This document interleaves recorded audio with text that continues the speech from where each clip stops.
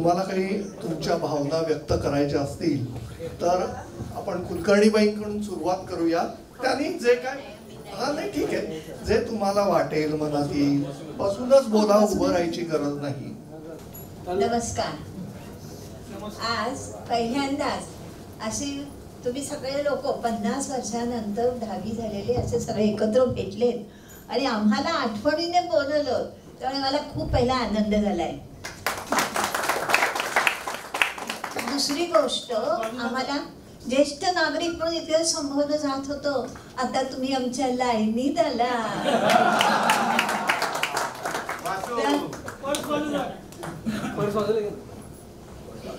आज तुम्ही आम्हाला इथे जे बोलवलं आहे तर त्यावेळेला मनोहरबाईंची तर आठवण होतेच पहिली. मनोहरबाई नेहमी म्हणायच्या की शाळा हे मंदिर आहे आणि त्या तिथली मुलं ही देव आहेत. आता खरंच सांगू का, आम्हाला रोज देव भेटत होते, रोज. कधी आम्हाला असं बघावं लागत नव्हतं की आपल्याकडे देव नाही आहेत. तर मंदिरात जायला वेळ जरी झाला नसला तरी सुद्धा आम्ही तुमच्या इथे, आम्हाला रोज तुम्ही भेटायचे, आम्हाला त्याच्यातच आनंद वाटायचा. कधी एकदा स्पर्धेच्या वेळेला मी म्हटलं, बाई ही पोरं लवकर येत नाही. बाई एकदा चिडल्या होत्या आणि म्हणाले, पोरं काय म्हणता, तरी काही पोरकी मुलं आहेत का? शाणे झालो तेव्हापासून आम्ही कधीच म्हटलं नाही. तर यानंतर आता रिटायर झाले आहात, म्हणजे बाईंच्या भाषेमध्ये सांगायचं रिटायर. आपल्याला दुसरं टायर घातलेलं आहे, आता जोमाने आपण कामाला लागलो पाहिजे. घरात बसून आराम करायचा नाही. आता नातवंडांना काय, छोटी मुलं नसतीलच कोणाच्या, नातवंडांना शाळेत पोहोचवायचं, घरात कामं करायची, भाजीपाला आणायचा, त्याच्यावर आपल्या स्वतःच्याकडे लक्ष द्यायचं. रोज सकाळी लवकर उठून फिरायला जा, लोळत बसू नका, व्यायाम करा, संध्याकाळी फिरायला जा, मित्रमैत्रिणी गोळा करा. इतके जे कार्य आपल्याला करायला मिळालं नाही तर ते कार्य आपण करायचंय. ज्यांना ज्यांना म्हणजे आपल्याला जो मुद्दा होता तर त्याच्यामध्ये सुद्धा आनंद मांडला पाहिजे. काय रे करत होतो काम, नाईलाज असतो असं म्हणायचं नाही. तर मी आता परवा एक कविता रेडिओवर ऐकली, तुम्हाला आवडते का बघा, फार छान आहे. मी भाग्यवान समजते की मी शिक्षक झाले म्हणून. तर मी देवाचे अगदी आभार मानते. तर त्याच्यामध्ये त्यांनी सांगितलेलं आहे की देवा फार छान केलंस, मला शिक्षक बनवलंस म्हणून. डॉक्टर बनवले असते तर नाराज चेहरे पाहावे लागले असते. इंजिनियर बनवलं असतं तर दिवसभर निर्जीव यंत्र पाहावी लागली असती.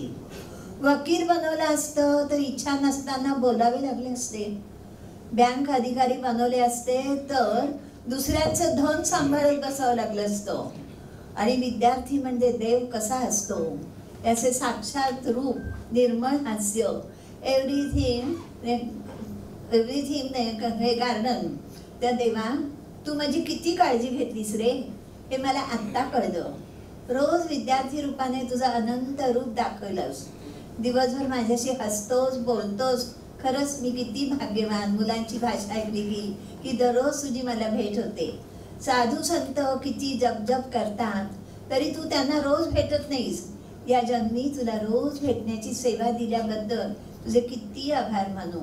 म्हणून तर मोठे मोठे नेते पाहिले की लहान मुलांना भेटून त्यांना आनंद होतो. देवा तुझे आभार मानायला माझ्याजवळ शब्दच नाही. देवा फार छान केलेस, तू मला शिक्षक बनवलेस. जरा जास्त बोलत असेल पण मला एक विनोदी कविता वाचून दाखवायची तुम्हाला. फारच छान आहे, माझ्या मैत्रिणीने लिहिलेली आहे. तर पण माझ्यापेक्षा तिने छान लिहिलेली आहे आणि त्यामुळे मला असं वाटतं की एकदा तरी या लोकांना वाचून दाखवावी. आता काय असतं की तुम्ही हे झालेत, रिटायर झालेत, बायकांना त्रास होतो पुरुषांचा. अब त्यांना काय वाटतं की आता बरं झालं, मोकळे झाले, पण इकडे जाऊ तिकडे जाऊ, खायला करू प्यायला करू. पण कसले आलेत ते पुरुष. लहर लहर त्यात किती रोज बदल बाई. घरात आहेत ना, त्यामुळे लहर लहर त्यात किती रोज बदल बाई. काय मी करू, कशी मी वागू, प्रश्न सुटतच नाही. लहर लहर किती रोज बदल बाई. कधी बसता पहाटे उठून, कधी जाते 9 वाजून. मलाच म्हणता, काय ग तुझं काम आटोपलं नाही का अजून? लहर लहर किती रोज बदल बाई.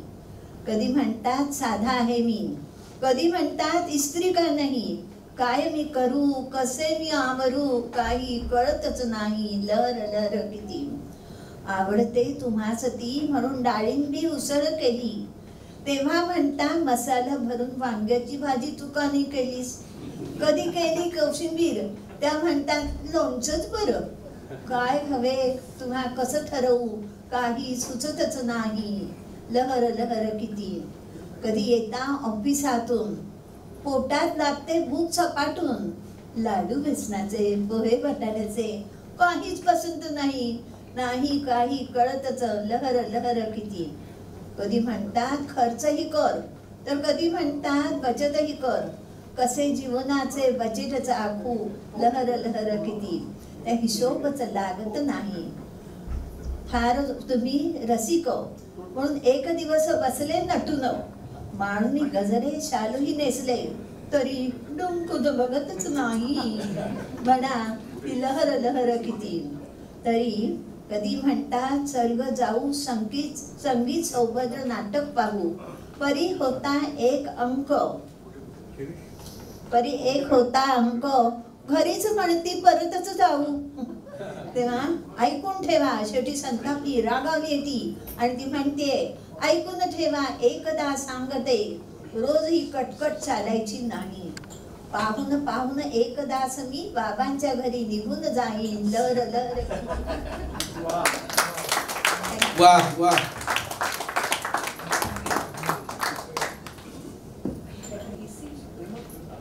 विद्यार्थी मित्रांनो, विद्यार्थी नाही मी म्हणते तुम्हाला, आज तुम्ही आमचे मित्र आहात आणि म्हणूनच तुम्हा सर्वांबरोबर आज खूप खूप आनंद पण होतोय आणि बागडावंच वाटते. सगळं बाजलाच बांधून टाकले. आज खो खो खेळावंच वाटतं, पण आता ते मैदान नाही आहे, त्यामुळे खो खो खेळू शकत नाही मी. पण एवढं मात्र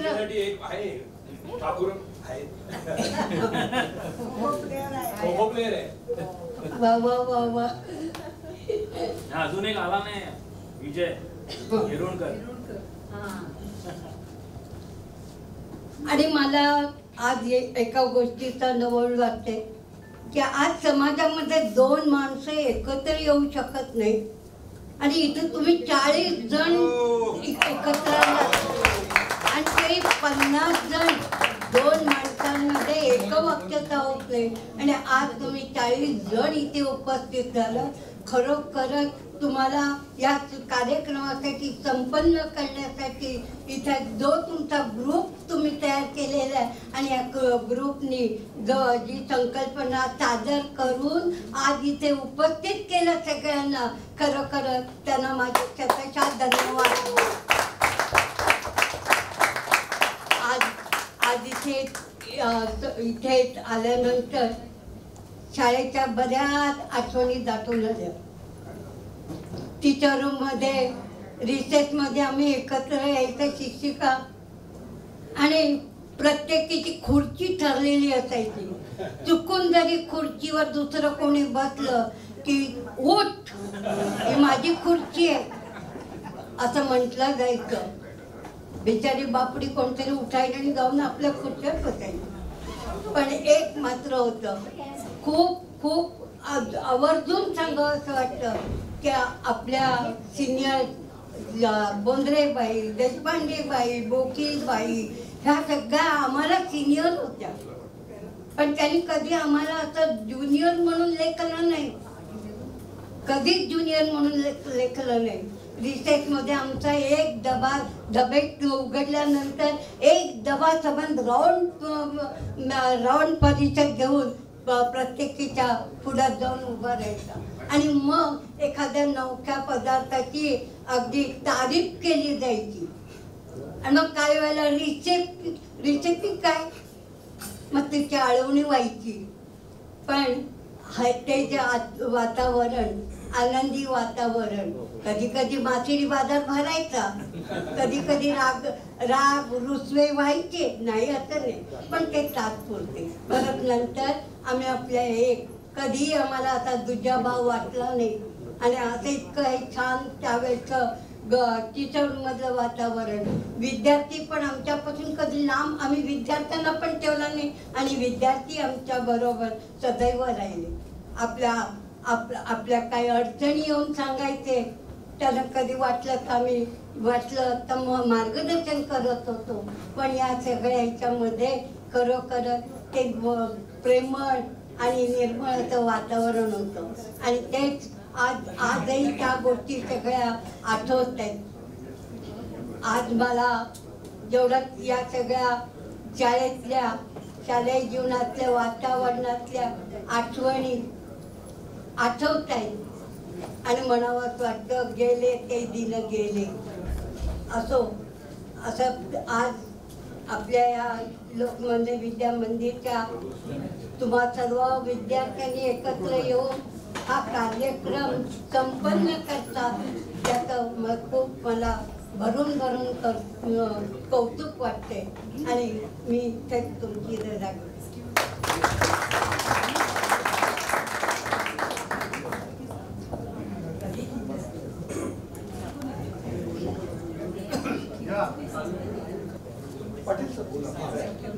प्रिय विद्यार्थी मित्रमंडळी, आमची आठवण माईक जवळ घ्या. गेट टुगेदर कार्यक्रमात बोलावं तुमच्या सर्वांचे प्रथम अभिनंदन. तुमची 1975ची ही बदललेल्या नवीन अभ्यासक्रमाची बॅच, म्हणजेच क्रिकेटमध्ये जसे ओपनिंग बॅट्समन दडपणात येतात तशा दडपणाखाली तुम्ही SSC परीक्षेला सामोरे गेला असाल. विशेष म्हणजे तुमची बॅच ही दिवंगत श्रीमती इंदिरा गांधी यांच्या आणीबाणी काळातील बॅच म्हणून विशेष लक्षात राहिली. 50 वर्षापूर्वी तुम्ही सर्वांना शाळेच्या गणवेशात पाहिले, त्यावेळी तुमचे वय 15 किंवा 16 वर्षाचे असेल. आज मी तुम्हाला ज्येष्ठ नागरिक म्हणजे अंदाजे 65 वर्षाचे असताना पाहत आहे. या काळात तुमच्यात बरेच बदल झाल्यामुळे प्रत्येक वैयक्तिक ओळखताना गोंधळ होतो. सर्वसाधारण शालेय जीवनात हुशार विद्यार्थी तसेच मस्ती मजा करून धमाल करणारे विद्यार्थी सहज लक्षात जातात. बहुसंख्य विद्यार्थी प्ले ग्रुप, ज्युनियर KG, शिक्षक सिनियर KG, प्राथमिक, माध्यमिक, उच्च माध्यमिक व कॉलेजमध्ये जाऊन शिक्षणाची सप्तपदी पूर्ण केली असतात. पुढे नोकरी किंवा व्यवसाय करून संसारात रममाण झाला असाल. बहुतेक विद्यार्थी रिटायर असतील. आता उर्वरित आयुष्यात शरीर ॲक्टिव्ह कसे राहील याकडे सर्वांनी लक्ष द्यावे व तब्येतीची काळजी घ्या व मजा करा. आणि विशेष म्हणजे मी 60 वर्ष नोकरी केली, कारण 1969 ते 2001 लोकमान्य विद्यालय आणि 1969 ते 2001 रेगेस क्लासमध्ये, तेवढीच. म्हणजे सकाळी लोकमान्य विद्यालय कधी आणि दुसऱ्या दिवस रेगे क्लासमध्ये, त्यामुळे कधी कधी विद्यार्थी वेळ टाकतो रेगेच क्लास नाही मी लोकमान्यचा. काही वेळा विद्यार्थी मला स्वतःहून सांगायचं नाही मी सर लोकमान्यच आहे विद्यार्थी, पण ठीक आहे बाबा म्हटलं सरळ, कारण माझा गोंधळ व्हायचा नेहमी. त्यामुळे कदाचित आणि असे बरेच विद्यार्थी म्हणजे आता आणि मी बहुतेक माटुंगा भागात फिरत असतो, कारण माझ्या बँका ज्या आहेत सर्व माटुंगा वगैरे असं मी नेहमी फिरत असतो. त्यामुळे तुमच्यापैकी बरेचसे चेहरे असे दिसतात. पण कधी कधी काय असतं गोंधळ झाल्यामुळे लक्षात नाही. विशेषतः मी लेडीजच्या बाबतीत तर कधी करत नाही, कारण कधी कधी काय गोंधळ होतो. एकदा मी असेच एका व्यक्ती माझी बहीण होती, मी नव्हती म्हणजे सॉरी म्हटलं. त्यावेळी कधी जर तुम्ही असे माटुंगा भागात दिसलात तर कधी ओळख द्या, नक्की द्या. कारण आमची वय झाल्यामुळे स्मरणशक्तीमध्ये सगळी गोंधळ होतो. कधी कधी आमच्या घरातील व्यक्तीला पण पटकन ओळखायला होत नाही, असं होतं. तर ऑल द बेस्ट.